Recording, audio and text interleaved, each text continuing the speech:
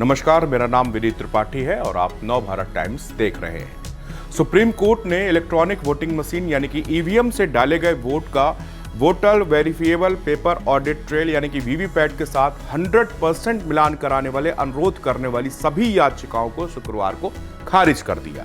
Justice Sanjeev Khanna और justice Dipankar Datta की bench ने मामले में सहमति से 2 फैसले सुनाए। पीठ ने 38 पेजों का फैसला लिखा। अदालत ने सभी याचिकाओं को खारिज कर दिया। उसमें से दोबारा बैलेट पेपर से चुनाव कराने वाली प्रक्रिया को पुनः अपनाने का अनुरोध किया गया था, उस याचिका को भी खारिज कर दिया गया। इन याचिकाओं में गैर सरकारी संगठन यानी कि एसोसिएशन फॉर डेमोक्रेटिक रिफॉर्म्स यानी कि एडीआर की एक याचिका भी शामिल थी। इसमें मतपत्रों से चुनाव कराने की पुरानी प्रणाली को फिर से अपनाने के लिए निर्देश जारी करने का अनुरोध किया गया था। इस पूरे मामले में सुप्रीम कोर्ट ने एडीआर की मंशा पर भी सवाल उठाए। कोर्ट ने कहा कि कुछ निहित स्वार्थी समूहों द्वारा राष्ट्र की उपलब्धियों को कमतर करने का प्रयास किए जाने की प्रवृत्ति तेजी से विकसित हुई है। कोर्ट ने कहा कि ऐसा प्रतीत होता है कि भारत की प्रगति को बदनाम करने में या कमतर करने और कमजोर करने के लिए एक समन्वित प्रयास किया जा रहा है और ऐसे किसी भी प्रयास को नाकाम किया जाना चाहिए। वहीं प्रधानमंत्री नरेंद्र मोदी ने इस फैसले को विपक्ष के मुंह पर करारा तमाचा बताया। हालांकि विपक्ष दल कांग्रेस ने कहा कि वह चुनावी प्रक्रिया में जनता का विश्वास बढ़ाने के लिए वीवीपैट के अधिक से अधिक उपयोग पर राजनीतिक अभियान जारी रखेगी। ऐसे में सवाल ये उठता है कि क्या सुप्रीम कोर्ट के इस फैसले के बाद ईवीएम पर सवाल उठने बंद हो जाएंगे? आइए जानते हैं सुप्रीम कोर्ट के फैसले से जुड़ी एक बात। ईवीएम सुरक्षित और उपयोगकर्ताओं के अनुकूल है। मतदाता, उम्मीदवार और उनके प्रतिनिधित्व तथा निर्वाचन आयोग के अधिकारी ईवीएम प्रणाली की मूलभूत विशेषताओं से अवगत हैं। ईवीएम को हैक करने या इसमें हेरफेर करने या नतीजों को बदलने की संभावना नहीं है। वीवीपैट को शामिल कर एक स्वतंत्र वोट सत्यापन प्रणाली जो मतदाताओं को यह जानने में सक्षम बनाती है कि उनके वोट सही ढंग से दर्ज किए गए हैं या नहीं, वोट सत्यापन के सिद्धांत को मजबूत करता है, जिससे चुनावी प्रक्रिया की समग्र जवाबदेही बढ़ जाती है। वीवीपैट पर्चियां देना समस्या पैदा करेगा। यह अव्यवहारिक है। ऐसा करना इसका दुरुपयोग किए जाने एवं विवादों को बढ़ावा देगा। जब तक ईवीएम के खिलाफ पर्याप्त सबूत पेश नहीं किए जाते, तब तक आगे कदम बढ़ाते हुए सुधार के साथ मौजूदा प्रणाली जारी रहेगी।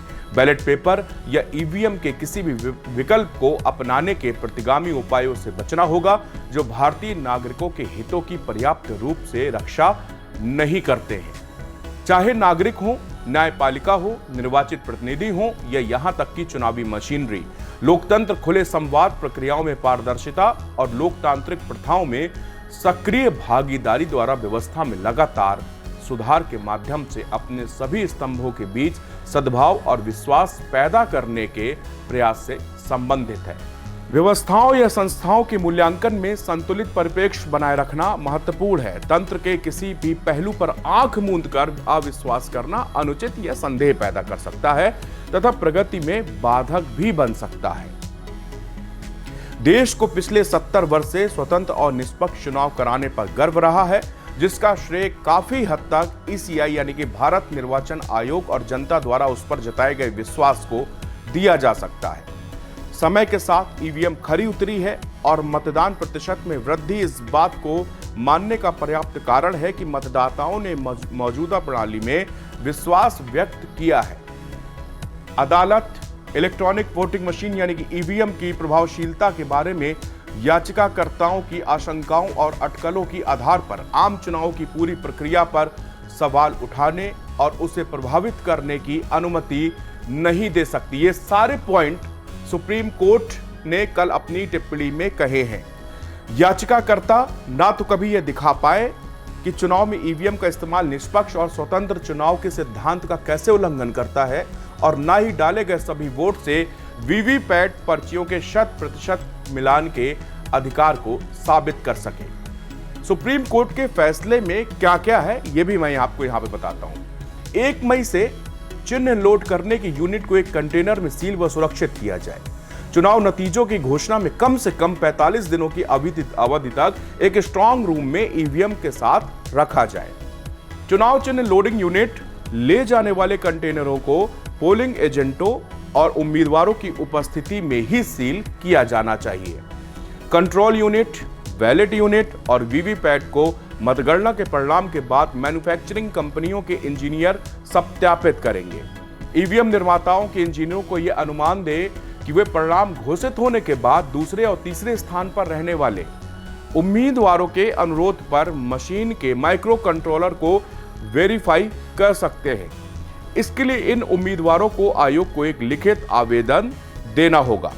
सभी उम्मीदवार या उनके प्रतिनिधि सत्यापन के समय उपस्थित रह सकते हैं। ऐसा परिणाम घोषित होने की तारीख से 7 दिनों की अवधि के भीतर किया जाना चाहिए।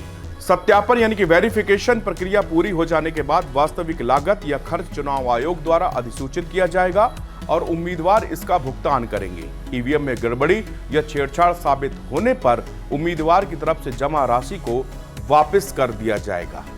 चुनाव आयोग से इस बात की जांच करने को कहा गया है, क्या वीवीपैट पर्चियों पर पार्टी के चुनाव चिन्ह के अलावा कोई बारकोड हो सकता है जिसे मशीन से आसानी से गिना जा सके। सुप्रीम कोर्ट के फैसले के बाद निर्वाचन आयोग के अधिकारियों ने रेखांकित किया कि कम से कम 40 मौकों पर संवैधानिक अदालतों ने इलेक्ट्रॉनिक वोटिंग मशीन यानी कि ईवीएम की विश्वसनीयता को चुनौती देने वाली याचिकाएं खारिज की हैं। पदाधिकारियों ने मुख्य निर्वाचन आयुक्त यानी कि सीईसी राजीव कुमार की उस टिप्पणी को भी रेखांकित किया जिसमें उन्होंने कहा था कि ईवीएम 100% सुरक्षित है और राजनीतिक दल भी दिल की गहराई से जानते हैं कि मशीन सही है। कांग्रेस ने शुक्रवार को कहा कि सुप्रीम कोर्ट ने वीवीपैट से संबंधित जिन याचिकाओं को खारिज किया उनमें वह किसी भी तरह से पक्ष नहीं थी। पार्टी चुनावी प्रक्रिया में जनता का विश्वास बढ़ाने के लिए वीवीपैट के अधिक से अधिक उपयोग पर राजनीतिक अभियान जारी रखेगी। पार्टी महासचिव जयराम रमेश बोलते हैं कि वीवीपैट पर जिन याचिकाओं को सुप्रीम कोर्ट ने खारिज किया उसमें भारतीय राष्ट्रीय कांग्रेस प्रत्यक्ष या अप्रत्यक्ष रूप से एक पक्ष नहीं थी। हमने 2 जजों की पीठ के फैसले पर विचार किया और चुनावी प्रक्रिया में जनता का विश्वास बढ़ाने के लिए वीवीपैट के अधिक से अधिक उपयोग पर हमारा राजनीतिक अभियान जारी रहेगा।